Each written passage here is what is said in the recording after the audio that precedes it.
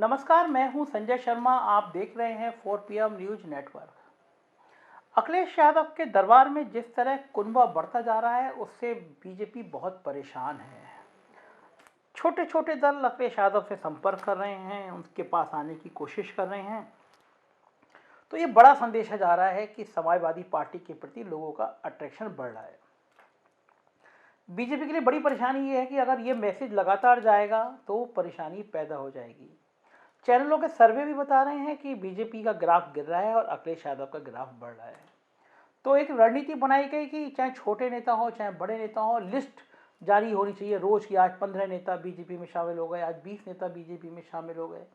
तो screening committee बनाई गई है। लक्ष्मीकांत वाजपेयी जो बीजेपी के पूर्व प्रदेश अध्यक्ष थे, बहुत बढ़हंती नेता थे, बहुत अच्छे इंसान थे। 4.5 साल तक किसी ने नहीं पूछा उनको। मतलब लोग कह के थक गए कि ब्राह्मण थे इसलिए आपने उनको हाशिए पर डाल दिया, लेकिन किसी ने लक्ष्मीकांत वाजपेयी को तवज्जो नहीं दी। और जो पश्चिमी उत्तर प्रदेश में किसान आंदोलन के चलते हवा खराब हो गई, लगातार लोग नाराज होने लगे, तो याद आया कि लक्ष्मीकांत वाजपेयी भी हमारे यहाँ नेता हैं। तो लक्ष्मीकांत वाजपेयी को बुलाया गया और स्क्रीनिंग कमेटी, मतलब कौन बीजेपी में शामिल होगा, एक कमेटी बनाई, उसका चेयरमैन लक्ष्मीकांत वाजपेयी को बना दिया गया। हम मेरे एक मित्र हैं, वो बता रहे थे कि लक्ष्मीकांत वाजपेयी को पता ही नहीं होता है कि कौन कमेटी में आ रहा है और कौन नहीं आ रहा। लिस्टें कोई और तय करता है, कहीं और से तय होती हैं। तो बीजेपी का अंदर ये मैसेज है। तो अखिलेश यादव भी इस समय बहुत फूक फूक के कदम रख रहे हैं, धीरे धीरे अपना कुनबा बढ़ा रहे हैं। चंद्रशेखर रावण मिले थे पिछले दिनों उनसे। पश्चिमी उत्तर प्रदेश का मजबूत दलित चेहरा है वो।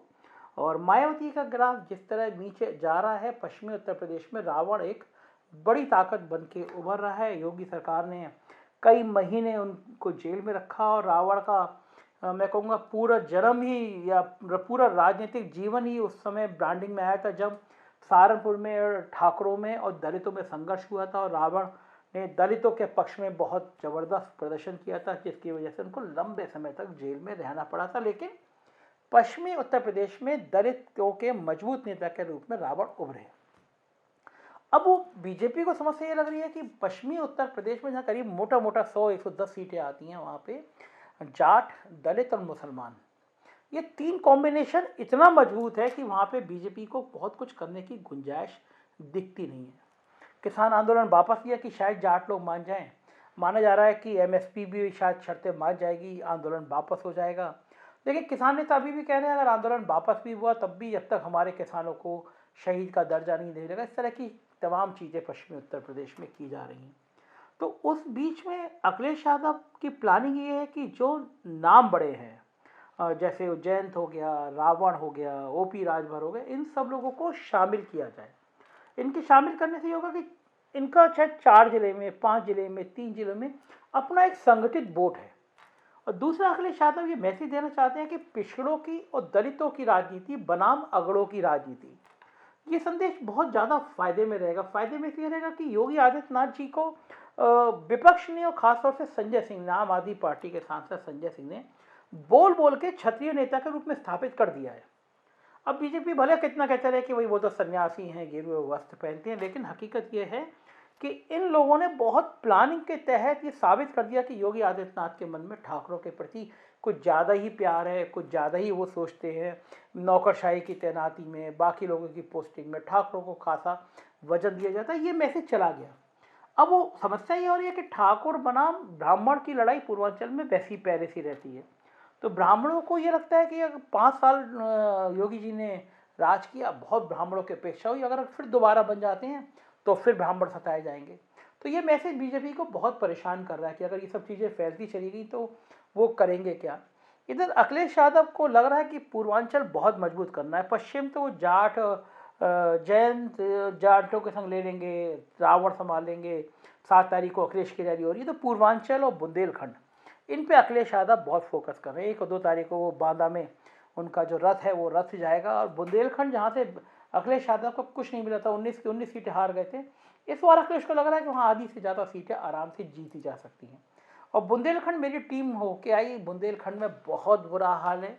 विकास योजनाओं के नाम पर भ्रष्टाचार का बिल्कुल गंगा बहा दी सरकार ने। अफसरों ने लूटा है, भ्रष्टाचार किया है। बांदा के आसपास के जिलों में अवैध खनन के ढेर लग गए हैं। अवैध खनन का पैसा अफसरों और मंत्रियों तक गया है। ये चर्चाएं हैं वहाँ पे, फील्ड में चर्चाएं हैं। तो अखिलेश यादव ये देखना चाहते हैं, जैसे महोबा में था, बताइए आप कौन सरकार ऐसी होगी, या कल्पना करके देखिए आप व्यापारी हैं और आप जिले में हैं, तो आप अपेक्षा करते हैं कि आपका एसपी आपको सिक्योरिटी देगा। अब एसपी आपसे कहेगा भाई तुम खनन का काम कर रहे हो, मेरे को 5 लाख रुपये महीना चाहिए। आपने किसी तरह पैसे का इंतजाम किया, 5 लाख रुपये दे दिए, अगले महीने उसका जवाब आता है कि मुझे 10 लाख रुपये चाहिए। अब व्यापारी परेशान हुआ, में भाई मैं इतना पैसा कहाँ से ला दूँ, मैं इतनी मुश्किल से काम कर रहा हूँ।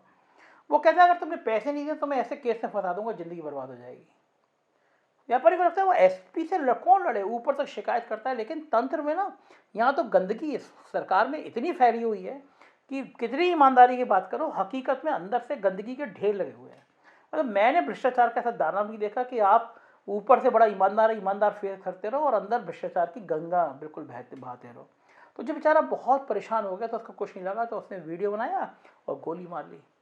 एसपी साहब 1.5 साल से फरार हैं। आप सोचो, ये है कानून व्यवस्था का हाल।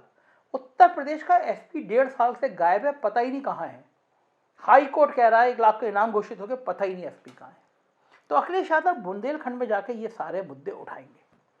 प्रधानमंत्री को भी लग रहा है कि पूर्वांचल और बुंदेलखंड गड़बड़ कर रहा है, तो लगातार प्रधानमंत्री इतने दौरे कर चुके हैं।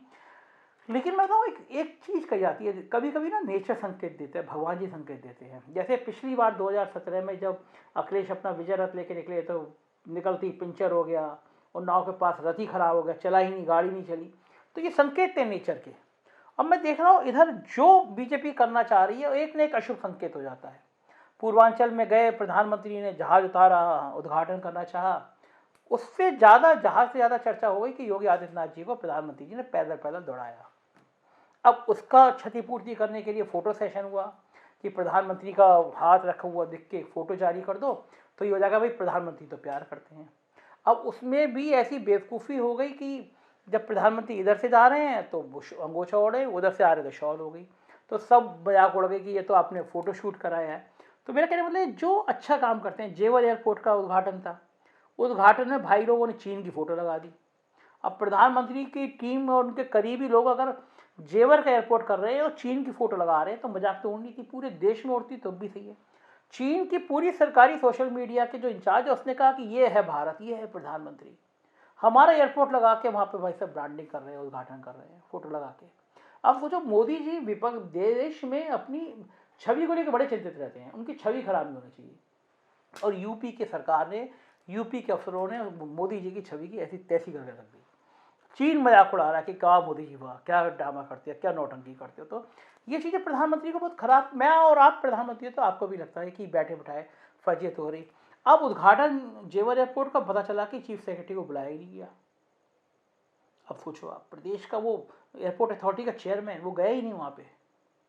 लोगों ने बताना शुरू किया, जेवर के एयरपोर्ट के आसपास मुख्यमंत्री कार्यालय में बहुत सीनियर अफसर हैं, उनके मिलने वालों ने बहुत सारी ज़मीनें खरीदी हैं। ये तो गजब हो रहा है सरकार में। तो मेरे कहने वाले, जो अच्छा काम करते हैं उससे ज़्यादा चर्चाएं लगातार खराब कामों की हो रही हैं। हर कार्यक्रम में ऐसा हो रहा है। कहीं रैलियों की खाली कुर्सी की फोटो वायरल हो जा रही है, भीड़ नहीं जुट पा रही है। कहीं पता चल जा रहा है एक्सप्रेस वे में मनरेगा के मजदूर लाए गए थे उसके उद्घाटन में। तो ये सारे संकेत बता रहे हैं कहीं कुछ गड़बड़ हो रहा है। चुनाव सिर पर है। अब देखते हैं 6 दिसंबर को मथुरा और 13 दिसंबर को काशी में एक बड़ा ड्रामा करने जा रही हैं बीजेपी। काशी का तो खैर बहुत भव्य उद्घाटन है, बहुत अच्छा बना है, इसमें तो तारीफ करनी चाहिए प्रधानमंत्री की, मुख्यमंत्री की। विश्वनाथ कॉरिडोर बहुत सुंदर बना है, लेकिन उस कॉरिडोर का उद्घाटन 13 तारीख को करके पूरे चुनाव में उसका फ़ायदा उठाने की रणनीति है। तो अखिलेश भी गांव गांव में, जिले जिले में घूम के छोटे दलों को साथ लेके व्यू रचना बना रहे हैं और बता रहे हैं काम कुछ हुआ नहीं, महंगाई बढ़ गई है और खेल ऊंची जातियों का हो गया है। ये मैसेज देकर वो चुनाव को फतेह करना चाहते हैं। तो किसकी जीत होगी, किसकी हार होगी, मार्च में पता चल जाएगा मोटा मोटा। तब तक हम आपको बताते रहेंगे कि राजनीति में क्या उठा-पटक चल रहा है। हमारी मदद करिए, एक नंबर आ रहा है, इसको मैसेज करिए, हमारा सहयोग करिए, क्योंकि हम सच बोलने में यकीन करते हैं। हमें सरकारों से कोई विज्ञापन, कोई पैसा नहीं चाहिए। जो मदद आप लोग कर सकते हैं हम उसे काम करेंगे, उससे चैनल चलाएंगे।